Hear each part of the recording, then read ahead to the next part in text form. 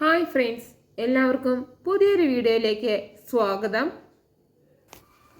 Doctor ചോദിക്കും, പേഷ്യൻറ്റിനെ വിഷമിപ്പിക്കുകയോ ഭയപ്പെടുത്തുകയോ ചെയ്യുന്ന എന്തെങ്കിലും ഇവിടെ ഉണ്ടായിട്ടുണ്ടോ? പേഷ്യൻറ്റിന് വലിയ രീതിയിലുള്ള മാനസികാഘാതം സംഭവിച്ചിട്ടുണ്ട്, ഇല്ലെങ്കിൽ ഇത് സംഭവിക്കില്ലായിരുന്നു. അപ്പോൾ പ്രഭാവതി ഹോം നേഴ്സ് വന്ന സംഭവം ഓർക്കാണ് കേട്ടോ. എന്നിട്ട് ഡോക്ടറിനോട് പറയും, അങ്ങനെയൊന്നും ഉണ്ടായിട്ടില്ല ഡോക്ടറെ. ഗോപിയേട്ടൻ്റെ കണ്ടീഷൻ അറിയുന്നതുകൊണ്ട് ഗോപിയേട്ടനെ വിഷമിപ്പിക്കുന്ന ഒന്നും ഞങ്ങൾ ഡിസ്കസ് ചെയ്യാറില്ല. അപ്പോൾ ഡോക്ടർ പറയും, എന്നാൽ നിങ്ങൾ അറിഞ്ഞു കാണില്ല, ഞാൻ അതിനുവേണ്ടി മെഡിസിൻ പ്രിസ്ക്രൈബ് ചെയ്തിട്ടുണ്ട്. മാറ്റമൊന്നും ഇല്ലെങ്കിൽ സർജറി വേണ്ടി വരും. പേഷ്യൻറ്റിൻ്റെ മനസ്സ് വിഷമിപ്പിക്കാതെ നോക്കണം എന്ന് പറഞ്ഞിട്ട് ഡോക്ടർ അവിടെ നിന്ന് പോവുകയാണ്. അപ്പോൾ വിശാൽ ചോദിക്കും, ഡോക്ടർ പറഞ്ഞതിൽ എന്തെങ്കിലും സത്യമുണ്ടോ? അച്ഛൻ്റെ മനസ്സ് വേദനിപ്പിക്കുന്ന തരത്തിൽ എന്താണ് ഇവിടെ ഉണ്ടായത്? അച്ഛനെ നോക്കാൻ മറ്റൊരാളെ അനുവദിക്കുകയില്ല. അമ്മയ്ക്കും ആൻറ്റിക്കും അച്ഛനെ ശരിക്കും നോക്കാനും കഴിയുന്നില്ല. അച്ഛൻ വേഗം തീർന്നു കിട്ടണം എന്നാണോ അമ്മയുടെ ആഗ്രഹം? അപ്പോൾ പ്രഭാവതി പറയും, അങ്ങനെയൊന്നും പറയല്ലേ മോനെ. ഗോപിയേട്ടൻ ഇല്ലാതായ പിന്നെ ഈ അമ്മയ്ക്ക് പിന്നെ ആരാണുള്ളത്? ഗോപിയേട്ടൻ ഈ വീട്ടിലുള്ളതാണ് എൻ്റെ സമാധാനവും ആശ്വാസവും. അപ്പോൾ വിശാൽ പറയും, എൻ്റെ ചോദ്യം അതൊന്നുമല്ല. അച്ഛൻ്റെ മനസ്സ് വേദനിപ്പിക്കുന്ന തരത്തിലുള്ള എന്തെങ്കിലും സംഭവം ഇവിടെ ഉണ്ടായിട്ടുണ്ടോ? അതെന്താണെന്ന് അമ്മയ്ക്കും അങ്കിളിനും അറിയാം. കാര്യം എന്താണെന്ന് പറ, എന്താണ് ഉണ്ടായത്? എന്നിട്ട് പ്രതാപനോട് അങ്കിളെങ്കിലും പറയാണ്. അപ്പോൾ പ്രതാപൻ ചോദിക്കും, ഉണ്ടായത് ഞാൻ പറയാം. എന്താണ് ഉണ്ടായതെന്ന് ഞാൻ പറഞ്ഞാൽ നീ അത് വിശ്വസിക്കുമോ? ഈ പാർവതി നിന്റെ മാലാഖിയല്ലേ? സ്വന്തം മരുമകളായ പാർവതി അളിയനെ കൊല്ലാൻ നോക്കിയതിൻ്റെ ഷോക്കിലാണ് അളിയൻ്റെ തലയിലെ ഞരമ്പ് പൊട്ടിയത്. അപ്പോൾ പ്രഭാവതി പറയും, ഇവളുടെ മനസ്സിലിരിപ്പ് മനസ്സിലായത് കൊണ്ടാണ് ആ മുറിയിലേക്ക് കയറരുതെന്ന് ഞാനും സുശീലയൊക്കെ അവളോട് പറഞ്ഞത്. പക്ഷേ നീ വിശ്വസിച്ചില്ല. ഡോക്ടറുടെ നാവിൽ നിന്ന് കേട്ടപ്പോഴെങ്കിലും നിനക്കിപ്പോൾ വിശ്വാസമായോ? ഞാൻ ശരിക്കൊന്നും ഉറങ്ങിയിട്ട് പോലുമില്ല. ഗോപിയേട്ടനെ കൊല്ലാൻ കച്ചുകെട്ടി നടക്കുന്ന ഇവള് ഈ വീട്ടിലുള്ളപ്പോൾ ഞാൻ എങ്ങനെയാ മോനെ സമാധാനമായി ഉറങ്ങുന്നത്? അപ്പോൾ പ്രതാപൻ പറയും, നിനക്ക് നിന്റെ അച്ഛനെ കുറച്ചു നാൾ കൂടെ ജീവനോടെ കാണണമെങ്കിൽ ഇപ്പോൾ തന്നെ ഈ പാർവതിയെ പിടിച്ച് പുറത്താക്കണം. ഇല്ലെങ്കിൽ വിശാലെ പാർവതി അളിയനെ കൊല്ലും. രാധിക അതിന് വേണ്ടാത്ത അശ്യം ചെയ്തു കൊടുക്കും. അപ്പോൾ വിശാല് പാർവതിയോട് ചോദിക്കും, നിനക്ക് എന്തെങ്കിലും പറയാനുണ്ടോ? അപ്പോൾ പാർവതി പറയും, ആദ്യമൊക്കെ അച്ഛൻ്റെ മുഖത്ത് വിഷമമായിരുന്നു. ആ ഹോം നേഴ്സ് വന്നതിന് ശേഷമാണ് അച്ഛൻ്റെ മുഖത്ത് പേടി കാണാൻ തുടങ്ങിയത്. അയാൾ അച്ഛനെ ഉപദ്രവിക്കാൻ നോക്കിയിട്ടുണ്ട്. അപ്പോൾ വിശാൽ ചോദിക്കും, ഹോം നേഴ്സോ? എപ്പോഴാണ് അയാൾ വന്നത്? അപ്പോൾ പാർവതി പറയും, കഴിഞ്ഞ ദിവസം. അപ്പോൾ വിശാൽ ചോദിക്കും, അതെന്താ നീ എന്നോടും ഡോക്ടറോടൊന്നും പറയാതിരുന്നത്? അപ്പോൾ പാർവതി പറയും, അത് പറയേണ്ട സമയം ഇപ്പോഴാണ് എന്ന് എനിക്ക് തോന്നി. ആ നേഴ്സ് അച്ഛനെ ഉപദ്രവിക്കാൻ ശ്രമിച്ചു. അപ്പോൾ വിശാൽ ചോദിക്കും, അത് നിനക്ക് എങ്ങനെ അറിയാം? അപ്പോൾ പാർവതി പറയും, ഞാൻ നോക്കിയപ്പോൾ അയാൾ അച്ഛനെ ഏതോ ഒരു മരുന്ന് കുത്തിവെക്കുന്നത് കണ്ടു. അപ്പോൾ ഞാനത് തട്ടിമാറ്റി. ചോദിച്ചപ്പോൾ ഡോക്ടർ എഴുതി തന്ന മരുന്നാണെന്നാണ് അവർ പറഞ്ഞത്. അപ്പോൾ പ്രഭാവതി പറയും, കള്ളം പറയുമ്പോൾ ഇങ്ങനെ തന്നെ പറയണം. എടാ വിശാലെ, ഇനി ഈ പെരുങ്കളിയെ ഒരു നിമിഷം പോലും ഇവിടെ നിർത്തരുത്. ഇപ്പോൾ തന്നെ പറഞ്ഞു വിട്ടോ? അപ്പോൾ വിശാൽ ചോദിക്കും, ഞാൻ അറിയാതെ ഹോം നേഴ്സിനെ എന്തിനു നിയമിച്ചു? അതിനാദ്യം അമ്മ ഉത്തരം പറ. അപ്പോൾ പ്രഭാവതി പറയും, ഞാൻ പറഞ്ഞതല്ലേ മോനെ. അപ്പോൾ ആലോചിച്ച് തീരുമാനമെടുക്കുക എന്നല്ലേ മോൻ പറഞ്ഞത്? അപ്പോൾ പ്രതാപൻ പറയും, ഇപ്പം അതല്ല ഇവിടുത്തെ കാര്യം. അളിയനെ കൊല്ലാൻ ശ്രമിച്ച പാർവതിയെ പിടിച്ച് പുറത്താക്കണം. ചേച്ചിക്ക് വയ്യായെങ്കിൽ പറ, ഞാൻ കാണിച്ചു തരാം എങ്ങനെ പുറത്താക്കുക എന്ന് പറഞ്ഞിട്ട് പ്രതാപൻ പാർവതിയുടെ അടുത്തേക്ക് വരികയാണ് കേട്ടോ. അപ്പോൾ വിശാല പറയും, വേണ്ട അങ്ങളെ. എന്നിട്ട് പ്രതാപൻ്റെ ആ കൈ പിടിച്ച് തിരിക്കുകയാണ്. എന്നിട്ട് പറയും, അച്ഛനെ ഉപദ്രവിക്കാൻ ശ്രമിക്കുന്നവരെ ശിക്ഷിക്കേണ്ടതേ മകൻ്റെ കടമയാണ്. അച്ഛൻ്റെ മനസ്സ് വേദനിപ്പിച്ചവർക്ക് വിശാൽ ശിക്ഷ കൊടുത്തിരിക്കും. എന്നിട്ട് പ്രഭാവതിയോട് വന്നിട്ട് പറയും, അതാരായാലും ഞാൻ ചെയ്തിരിക്കും, ഞാനത് കണ്ടുപിടിച്ചിരിക്കും എന്നും പറഞ്ഞിട്ട് വിശാലും പാർവതിയും കൂടെ അകത്തേക്ക് പോവുകയാണ്. അപ്പോൾ പ്രതാപനോട് പറയും, അവൻ കണ്ടുപിടിക്കില്ല പ്രതാപ. കണ്ടുപിടിക്കണമെങ്കിലേ ഗോപിയേട്ടൻ വാ തുറക്കണം, അല്ലെങ്കിൽ പാർവതി പറയണം. രണ്ടും എന്തായാലും സംഭവിക്കില്ല.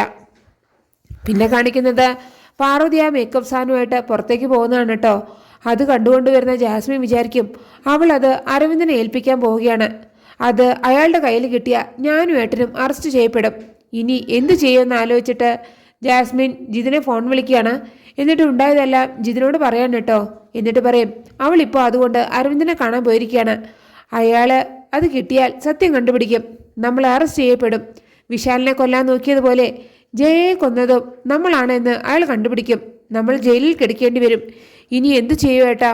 അപ്പോൾ ജിതിൻ പറയും, നീ പേടിക്കണ്ട, അതുമായിട്ട് അവൾ അരവിന്ദൻ്റെ അടുത്ത് എത്തില്ല എന്നും പറഞ്ഞിട്ട് ജിതിൻ ഫോൺ കട്ട് ചെയ്യാൻ കേട്ടോ.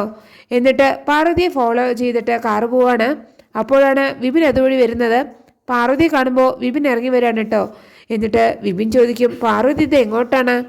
അപ്പോൾ പാർവതി പറയും, ഇത് ജാസ്മിൻ ഉപയോഗിക്കുന്ന മേക്കപ്പ് സാധനമാണ്. വിശാൽ സാറിൻ്റെ മുറിയിൽ നിന്നാണ് ഇത് കിട്ടിയത്. പൂക്കളിൽ വിഷവും മേക്കപ്പ് സാധനങ്ങളുടെ അംശവും ഉണ്ടെന്ന് അരവിന്ദ് സാർ പറഞ്ഞിരുന്നു. അത് ഈ സാധനമാകാനാണ് വഴി. ജാസ്മിൻ ഇതെൻ്റെ മുറിയിൽ മറന്നു വെച്ചതാണ് എന്നാണ് എനിക്ക് തോന്നുന്നത്. അപ്പം വിപിൻ പറയും, എന്നാൽ പാർവതി വന്ന വണ്ടി കയറ്, ഞാൻ അരവിന്ദ് സാറിൻ്റെ അടുത്ത് കൊണ്ടാക്കാം. അപ്പോൾ പാർവതി പറയും, അങ്ങനെയെങ്കിൽ ഇത് വിപിൻ സാറിൻ്റെ കയ്യിലേക്ക് കൊടുത്താൽ മതി, എനിക്ക് അത്ര നേരം കൂടെ അച്ഛൻ്റെ അടുത്ത് ഇരിക്കാലോ. അപ്പം വിപിൻ പറയും, ശരി ഞാൻ കൊടുത്തോളാം പാർവതി, പക്ഷേ ഇതെൻ്റെ കയ്യിൽ കൊടുത്തു വിടുന്നുണ്ട് എന്ന് പാർവതി അരവിന്ദ് സാറിനെ വിളിച്ച് പറയണം എന്ന് പറഞ്ഞിട്ട് വിപിൻ അരവിന്ദിന് ഫോൺ വിളിച്ചിട്ട് പാർവതിയുടെ കയ്യിലേക്ക് ഫോൺ കൊടുക്കുകയാണ് കേട്ടോ. അപ്പോൾ പാർവതി അരവിന്ദിനോട് പറയും, ജാസ്മിൻ്റെ മേക്കപ്പ് സാധനം കിട്ടിയിട്ടുണ്ട് സാർ. അപ്പോൾ അരവിന്ദൻ പറയും, അത് കിട്ടിയാൽ വിശാലിനെ അപകടത്താൻ ശ്രമിച്ചത് അവരാണെന്ന് തെളിയിക്കാൻ കഴിയും. ഇത് കേൾക്കുമ്പോൾ പാർവതിക്ക് വലിയ സന്തോഷമാവാണ് കേട്ടോ. അപ്പോൾ പാർവതി പറയും, ഞാനിത് വിപിൻ്റെ കയ്യിൽ കൊടുത്തു വിടാം സാർ എന്ന് പറഞ്ഞിട്ട് ഫോൺ കട്ട് ചെയ്യാണ്. എന്നിട്ട് ആ മേക്കപ്പ് സാധനം സൂക്ഷിക്കണം എന്ന് പറഞ്ഞിട്ട് പാർവതി വിപിന് കൊടുക്കുകയാണ്. എന്നിട്ട് പാർവതി അവിടെ നിന്ന് പോവാണ് കേട്ടോ. ഇപ്പോൾ ആ മേക്കപ്പ് സാധനം വിപിൻ്റെ കയ്യിലാണെന്ന് ജിതിന് മനസ്സിലായി. അപ്പോൾ ജിതിൻ ഏതോ കൊട്ടേഷൻ ടീമിനെ വിളിച്ചിട്ട് വിപിൻ പോകുന്ന വണ്ടി നമ്പറൊക്കെ പറഞ്ഞു കൊടുക്കുകയാണ്. എന്നിട്ട് പറയും, അവൻ്റെ കയ്യിൽ ഒരു മേക്കപ്പ് ബോക്സ് ഉണ്ട്, അത് വാങ്ങിച്ച് നിങ്ങൾ എന്നെ കാണാൻ വരണമെന്ന് പറഞ്ഞിട്ട് ഫോൺ കട്ട് ചെയ്യാണ് കേട്ടോ ജിതിൻ. പിന്നെ കാണിക്കുന്നത് വിശാല് സുശീലയുടെ അച്ഛമ്മയോടും കൂടെ സംസാരിച്ച് നിൽക്കുന്നതാണ്. അപ്പോൾ വിശാല് സുശീലയോട് പറയും, അച്ഛൻ്റെ മനസ്സിനെ വേദനിപ്പിക്കുകയും ഭയപ്പെടുത്തുകയും ചെയ്ത എന്തോ ഒരു സംഭവം ഈ വീട്ടിൽ നടന്നിട്ടുണ്ട്. എന്തായിരുന്നു ആൻറ്റി ആ സംഭവം? അതെനിക്ക് ഇപ്പോൾ തന്നെ അറിയണം. അപ്പോൾ സുശീല പറയും, എനിക്കറിയില്ല വിഷ്, എന്താണ് സംഭവിച്ചതെന്ന് സത്യമായിട്ടും എനിക്കറിയില്ല. അപ്പോൾ വിശാൽ പറയും, അറിയില്ല എന്ന് പറഞ്ഞ് ആൻറ്റിക്ക് ഒഴിഞ്ഞു മാറാൻ പറ്റില്ല. കാരണം അച്ഛൻ്റെ ഉത്തരവാദിത്തം ആൻറ്റി സ്വയം ഏറ്റെടുത്തതാണ്. അതുകൊണ്ട് ആ മുറിയിൽ എന്ത് നടന്നാലും അത് അമ്മയും ആൻറ്റിയും അറിഞ്ഞിരിക്കണം. അപ്പോൾ സുശീല പറയും, ഗോപിയേട്ടൻ്റെ അസുഖം എത്രയും പെട്ടെന്ന് ഭേദമാകണമെന്ന് ആഗ്രഹമുള്ളത് കൊണ്ടാണ് ആ റൂമിൽ അധികം ആരും കയറരുതെന്ന് ഞാൻ പറഞ്ഞത്. പ്രഭേച്ചിയും അത് തന്നെയാണ് ഉദ്ദേശിച്ചത്. അപ്പോൾ വിശാല് പറയും, അച്ഛനെ നോക്കാൻ സന്തോഷത്തോടെ മുന്നോട്ട് വന്ന ആളെ ആൻറ്റി തടഞ്ഞു. എന്നിട്ട് ആൻറ്റി അച്ഛനെ നന്നായി നോക്കിയതുമില്ല. ഇതിൽ നിന്ന് ഞാൻ എന്താണ് ആൻറ്റി മനസ്സിലാക്കേണ്ടത്? അച്ഛൻ രക്ഷപ്പെട്ട് കാണാൻ ആൻറ്റി ആഗ്രഹിക്കുന്നില്ല എന്നാണോ? അപ്പോൾ സുശീല പറയും, നീ എന്താ മോനെ ഇങ്ങനെയൊക്കെ പറയുന്നത്? അതെൻ്റെ ബ്രദറാണ്. നീ അച്ഛ എന്ന് വിളിക്കുന്നതിന് മുമ്പ് ഞാൻ ഏട്ട എന്ന് വിളിച്ച ആള്. അപ്പോൾ വിശാൽ പറയും, അങ്ങനെയെങ്കിൽ എന്നേക്കാൾ ഉത്തരവാദിത്വം കാണിക്കേണ്ടത് ആൻറ്റിയാണ്. ആൻറ്റി പറയും, എന്താണ് അന്ന് ഇവിടെ സംഭവിച്ചത്? എനിക്കത് അറിഞ്ഞേ പറ്റൂ. അപ്പോൾ സുശീല പറയും, എനിക്കത് അറിയില്ല, പ്ലീസ് ബിലീവ് മീ വിഷ്. അപ്പോൾ വിശാല് അച്ഛമ്മയോട് വന്നിട്ട് പറയും, അച്ഛമ്മ ഇവിടുത്തെ ഒന്നിലും കാര്യമായിട്ട് ഇടപെടാറില്ല എങ്കിലും ഇവിടെ നടക്കുന്നതെല്ലാം അച്ഛമ്മ ശ്രദ്ധിക്കുകയും അറിയുകയും ചെയ്യുന്നുണ്ട്. പലതും അറിഞ്ഞിട്ടും അച്ഛമ്മ മിണ്ടാതിരിക്കുകയാണെന്ന് ഗാർഗി എന്നോട് പറഞ്ഞിട്ടുണ്ട്. പക്ഷേ അച്ഛമ്മ ഇനി മിണ്ടാതിരിക്കരുത്, തുറന്നു പറയണം. അച്ഛന് സ്ട്രോക്ക് വന്ന് വീഴാനുള്ള കാരണം അച്ഛമ്മയ്ക്ക് അറിയോ? അങ്ങനെയാണ് ആ എപ്പിസോഡ് അവസാനിക്കുന്നത്. നിങ്ങൾക്ക് എൻ്റെ റിവ്യൂ ഇഷ്ടമായാൽ മറക്കാതെ എല്ലാവരും ലൈക്കും സബ്സ്ക്രൈബ് തന്ന് എന്നെ ഒന്ന് സപ്പോർട്ട് ചെയ്യണേ പ്ലീസ്.